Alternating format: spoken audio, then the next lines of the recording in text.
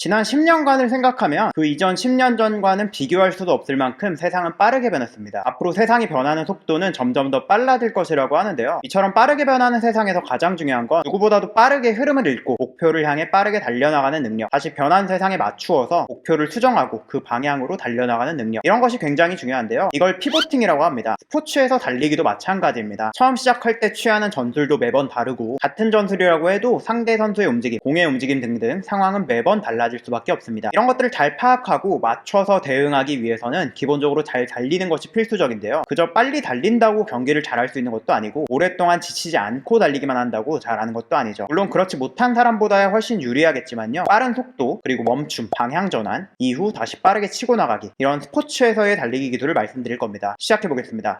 가속. 보통 달리기 하면 떠오르는 이미지는 이런 모습입니다. 상체가 세워진 상태로 달리는 경우가 태반이죠. 스포츠에서라고 뭐 특별히 다를 건 없습니다. 거의 대부분의 달리기를 이런 식으로 하는데요. 축구, 농구, 야구 등등 갑작스럽게 공이 내 앞으로 패스된다든지 상대방이 위협적으로 다가온다든지, 그럴 경우 순간적으로 빠르게 달려나갈 필요가 있습니다. 굉장한 가속도가 필요한 순간인데요. 가속도를 높이기 위해서 어떻게 해야 할까요? F는 ma. 이 공식 누구나 한 번쯤 들어보셨을 겁니다. 힘은 질량과 가속도의 곱이라는 공식인데요. 즉 가속도는 힘이 강할수록 빨라진다는 거죠. 스쿼트 고중량 칠 때처럼 힘 빡 주면 되는 건가? 그런 느낌으로 힘을 주는 것도 필요하지만요. 두 가지 종류를 생각해 볼 수 있습니다. 몸 내부의 힘, 그리고 몸 외부의 힘인데요. 첫 번째, 몸 내부의 힘입니다. 우리 몸에서 가장 큰 근육이 뭔지 아시나요? 특히 많은 여성분들이 가장 원하는 근육인데요. 힙, 엉덩이 근육인 대둔근입니다. 근육이 크다는 건 그만큼 강력한 힘을 발휘한다는 것을 이야기합니다. 따라서 빠른 가속도를 내기 위해서 큰 힘을 발휘하려면 필연적으로 우리 몸의 가장 큰 근육인 대둔근을 잘 활용해야 하죠. 그게 바로 이런 자세입니다. 마치 스쿼트, 레그프레스, 데드리프트를 할 때와 비슷한 자세죠. 상체가 세워진 상태에 비하면 훨씬 더 많은 각도로 움직임이 나오기 때문에 대둔근을 훨씬 더 잘 뜰 수 있는 자세입니다. 이 자세의 이점은 여기에만 있지 않습니다. 몸 외부의 힘을 활용하는 데에도 탁월한데요. 지구에 살고 있는 이상 피할 수 없는 힘, 침대에서 일어날 때 가장 크게 느끼는 바로 그 힘, 중력입니다. 이 힘은 항상 지면에 수직 하방으로 작용하고 있습니다. 이게 어떻게 달리기를 빠르게 하는 데 도움이 될까요? 무게중심이라는 개념과 함께 생각해보면 이해하실 수 있습니다. 이 두 자세에서 몸의 무게중심은 대략 이 정도로 있다고 볼 수 있는데요. 중력은 무게중심에 대해서 수직 하방으로 가해지게 마련입니다. 따라서 이렇게 화살표를 그려볼 수 있는데요. 상체가 숙여진 상태는 화살표가 떨어진 곳이 발보다도 앞쪽에 있는 걸 볼 수 있죠. 뭐 어렵게 생각할 필요 없어요. 직접 따라해보면 쉽게 느끼실 수 있을 텐데요. 상체를 숙인 상태는 힘을 주지 않으면 앞으로 넘어질 것처럼 불안한 느낌이 들 겁니다. 반면에 이렇게 상체가 세워진 상태는 제법 안정적으로 자세를 유지할 수 있죠. 앞으로 넘어질 것 같다는 건 반대로 이야기하면 억지로 힘을 주지 않아도 앞으로 이동하려고 한다는 거죠. 즉 순간적으로 빠르게 치고 나가기 위해서는 몸 내부의 힘인 큰 근육을 사용할 수 있으면서도 몸에 가해지는 중력까지 속도로 전환할 수 있는 이렇게 숙여서 달리는 자세가 중요하죠. 다만 여기서 주의해야 하는 점은 바로 앞서 말씀드린 것처럼 넘어질 것 같은 불안한 자세이니만큼 넘어지지 않게 안정적으로 균형을 잘 잡고 달리는 것이 포인트입니다. 어떻게 빠르게 달려나가는지에 대해서는 알아보았으니 이제 빠르게 멈추고 방향 전환하는 방법에 대해서도 알아볼까요?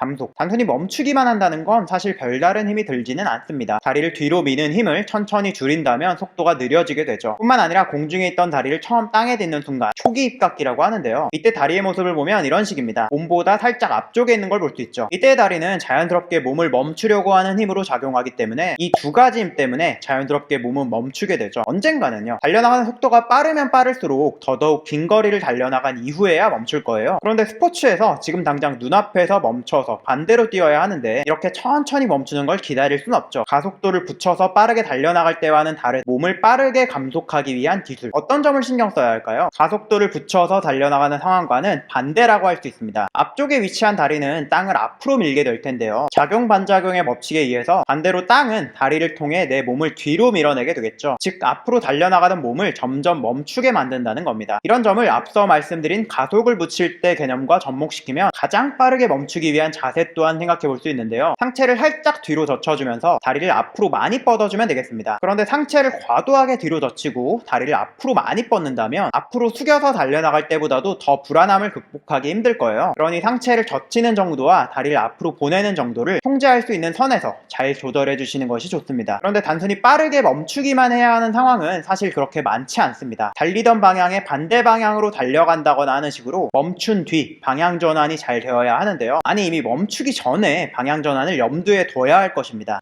방향 전환, 피봇. 앞서 말씀드린 것처럼 멈춘 뒤 방향을 전환하는 것은 많은 상황에서 중요합니다. 상당히 많은 스포츠에서 이를 위해서 셔틀런, 지그재그런 등 방향 전환이 포함된 달리기를 수없이 연습하는 것만 봐도 알 수 있죠. 사실 앞서 말씀드린 가속과 감속의 개념만 적용해도 잘 할 수 있는데, 방향 전환에서 특히 강조되는 점이라고 한다면 몸을 옆으로 틀어주는 겁니다. 고관절의 외전 그리고 발의 외번 움직임입니다. 쉽게 이야기하면 다리를 뒤로가 아니라 옆으로 밀어내는 힘으로 멈추고 다시 땅을 밀어낸다는 겁니다. 달리기는 몸통이 향하는 방향인 정면으로 가는 것이 기본적이죠. 하지만 이처럼 방향을 전환해야 하는 상황에서는 다릅니다. 원하는 방향으로 몸을 튼 다음에 달리기 시작한다면 굉장히 느리죠. 이 때문에 몸을 틀면서 나아갈 수 있도록 해야 하는데요. 방향 전환이 필요한 디테일한 각도마다 차이는 있겠지만 어쨌든 중요한 건 다리를 옆으로 밀어낸다는 겁니다. 그런데 전속력으로 아주 빠르게 달리다가 그렇게 되는 건 좋진 않은데요. 흔히 발목이 삔다고 했을 때 나타나는 움직임이 바로 이런 식으로 되는 것이기 때문에 감당할 수 있는 속도 수준에서부터 천천히 연습해 나가는 것이 좋고요. 앞서 말씀드린 감속의 기술을 사용해서 발목이 감당할 수 있는 정도의 속도로 줄인 뒤 틀어서 다리를 짚을 필요가 있습니다. 그렇다고는 해도 가해지는 큰 힘을 조금이라도 더 줄이기 위해서 발을 처음 디디는 순간에 모든 속도를 줄이고 방향 전환을 하는 것이 아니라 두세 번 이상 발을 나눠서 충격 흡수를 한 뒤에 추진해 나가도록 해야 할 것입니다. 물론 그렇게 빠르게 달리고 있지 않았고 발목이 충분히 강하다면 한 번만 디디면서 바로 방향 전환을 하는 것이 훨씬 더 빠르게 갈 수 있을 것입니다. 고관절, 발목이 충분히 강하다면 이렇게 잘 할 수 있기 때문에요. 방향 전환이 포함된 달리기와 더불어 이런 운동들을 하면서 강화해주는 것도 좋은 방법이 될 수 있겠습니다.